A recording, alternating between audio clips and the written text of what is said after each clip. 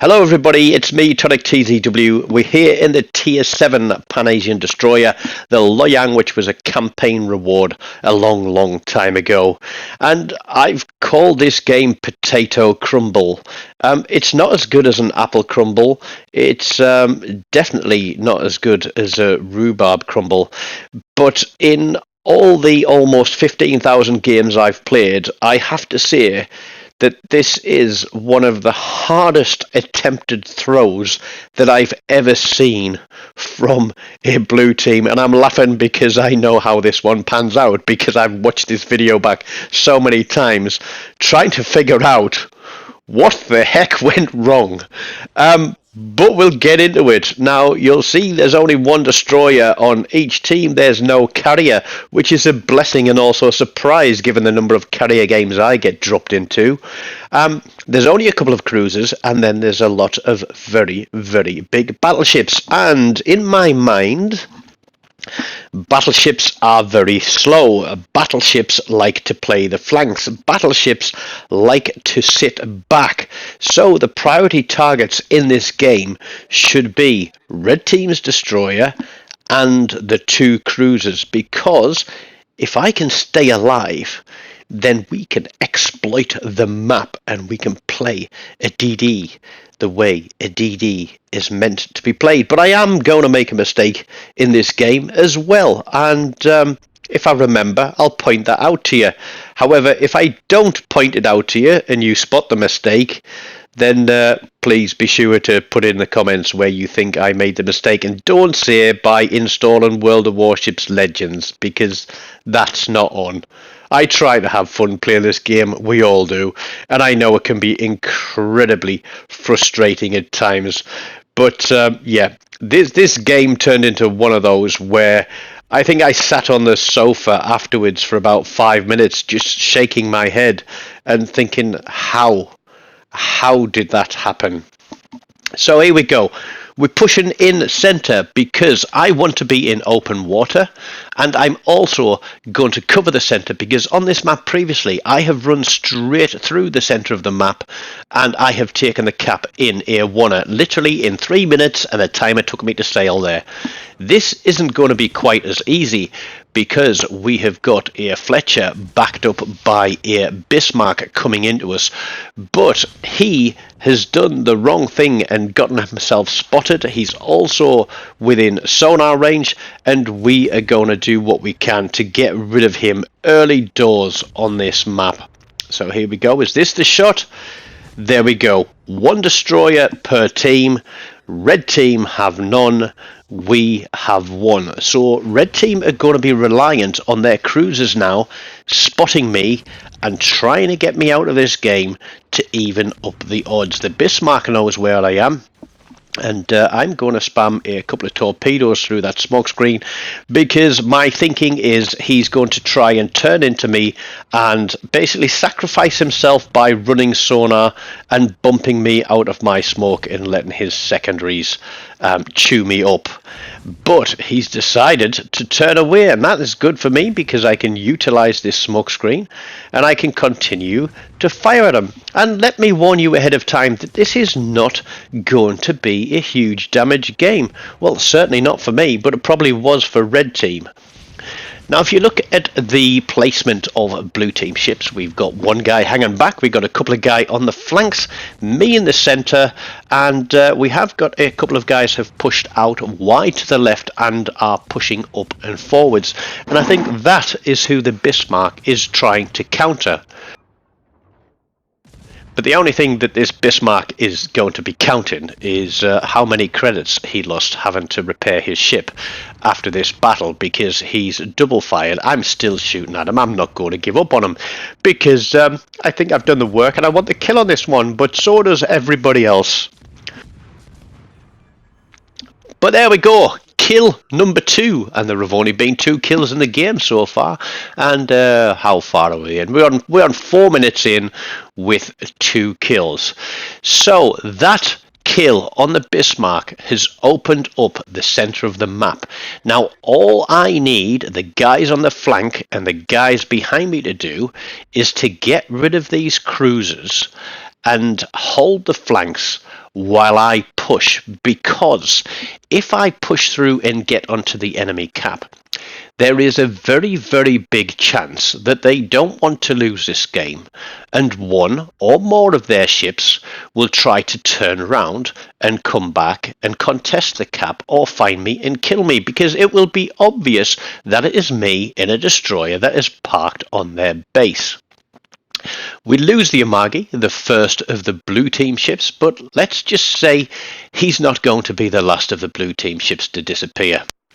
I know there's a Fiji in the smoke, I know that he has sonar, and I am going to double widespread my torps through there and take a little excursion here, but there, he's run out of the smoke, he's heading back for their cap. So as I said earlier, the two cruisers are probably the priorities on here. Not so much the Fiji, but certainly the Amalfi. He has those incredibly slow long-range torpedoes. He also... Does the Amalfi have the roll and smoke? Trying to remember. But what he has that the Fiji doesn't have is high explosive shells, and those can be very, very detrimental to my health. The red team battleships seem to be taking up position behind their rocks. Now look at the mini-map and you will see the fact that I am pushing forward. It is drawing out all the rock huggers and the back campers, and it is almost like they are being drawn into the wake of my destroyer as I charge through for the capture point. It's a bad move. They're all going to be open water, and red team have got themselves some cover behind those little islands, and as long as they've got something that can spot for them, then yeah, it isn't going to work out well for blue team. So it's pretty much like even Stevens here. We are a little bit ahead of them because we've got 2 kills to their 1 team kill.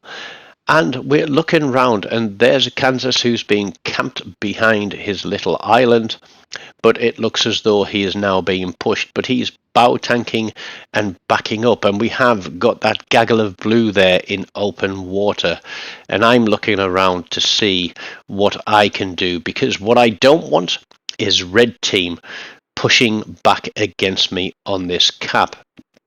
And I'm looking at my torpedo indicator and seeing what it's doing. I see that Kansas is about to move forwards, and this is where I make my mistake, because I sail off the cap when I think I was already about 30 seconds into taking it. That's unfortunate. It's something I tried to pay attention to, but I figured if I could get rid of this Kansas, then it's one less ship for our team to contend with. Oh, nope, he's going far too fast. But let's try and add fire to fire on him. But there we go. It looks like I was pretty much spotting the majority of the ships on red team. We are in our smoke. There is a Brandenburg coming back. He has torpedoes, long-range secondaries, and all I'm trying to do is tick some fires onto these guys. And look, I'm going to back off the cap again. Twice, not once, twice again, more than 30 seconds into the cap, and I reverse off it. But this Brandenburg is annoyed. He's looking for where I'm firing from my smoke screen. Yep, it's not there, and you've got some fires on you for your troubles. And given the range he's at, I'm expecting that he has potentially put torpedoes towards this smoke screen. So even though my sonar is running, I'm thinking of getting out of it. That Kansas is slowing down behind the island. There is still a cruiser out there. Yep, the Fiji is still out there. But look, red team are having to try and move into a position where they can defend their cap, but blue team are doing the wrong thing. They have completely huddled up, and they have all come charging through hoping for an easy win, and that is not going to work. They have forgotten about their positioning on the map, and that they actually still need to play for a win, because we are now 4 ships down to red team's 2 ships. So between the 4 ships that have died and the other 4 ships apart from myself that are remaining, they still have not managed to take a kill between them, because they all are in here in open water, and I'm so glad that that shot missed me and hit the guy behind me. And I know he died, but it's his own fault. It's his own fault.